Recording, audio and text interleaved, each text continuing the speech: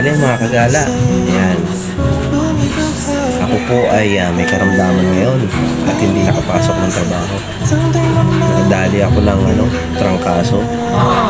Yung ulan, nagpasok sa umaga, tapos sabay may initan sa tanghali. Tapos pagdating ng hapon, uulan ulit.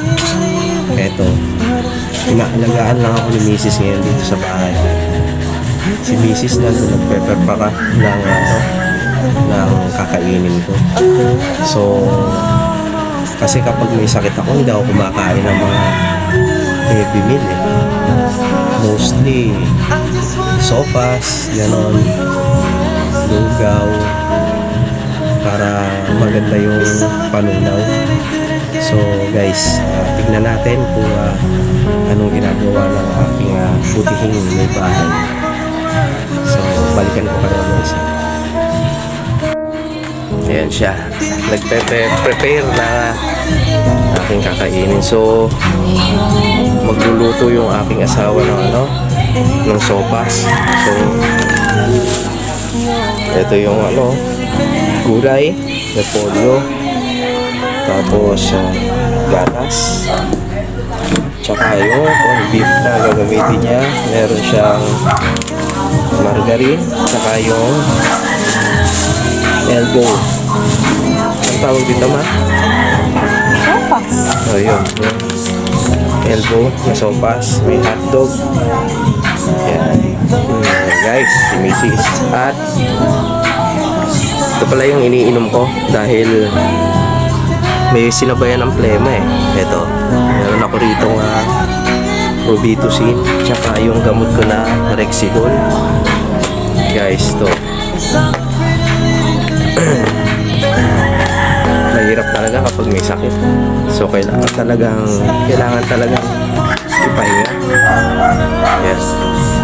So meron ako rito pinabili kay Mrs. na pinya. So, kakainin ko na siya ngayon. Yan, balikan ko kayo guys ha. Yan, prepare na siya. At ang oras ngayon ay 9:56 AM. So, balikan ko kayo guys.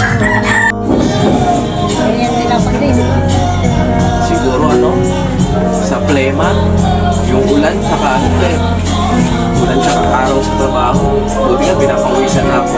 Kasi ilang araw din ako pinapawisan. Kain tayo ng pinya guys, para meron tayong vitamin C. Gusto mo ma? Huwag ka. Ma. Ano nilagay sa lalagyan? Dito na lang. Magagamit ko pa lalagyan.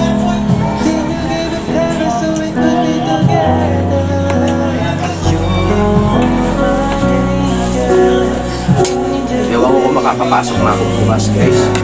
Pero pag bumuti na yung pakiramdam ko, baka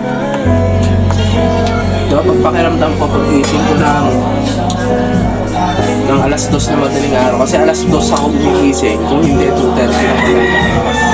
So kapag hindi pa kaya ng katawan ko, magpapaalam muna ako sa official namin na hindi muna ako makakapasok hanggang sa gumaling kapag pagaling ang mga ko.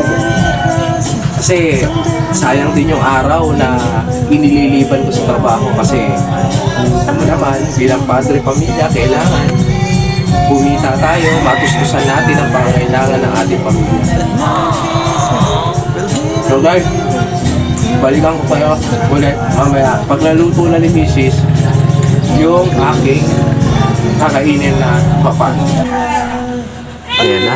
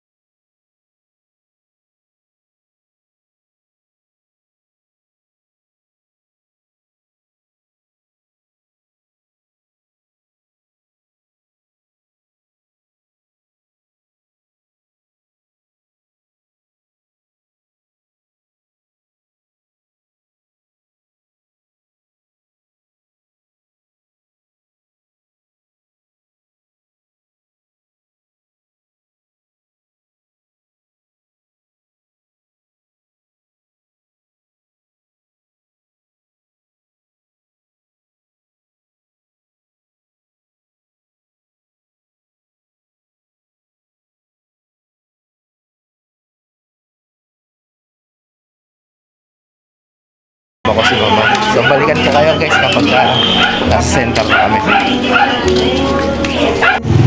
Ayan guys, nandito na tayo sa center namin. Ayan, Barangay Longos. Papagamot tayo. Pa-check up ba? Hindi tayo ng pila. Pa-check up po.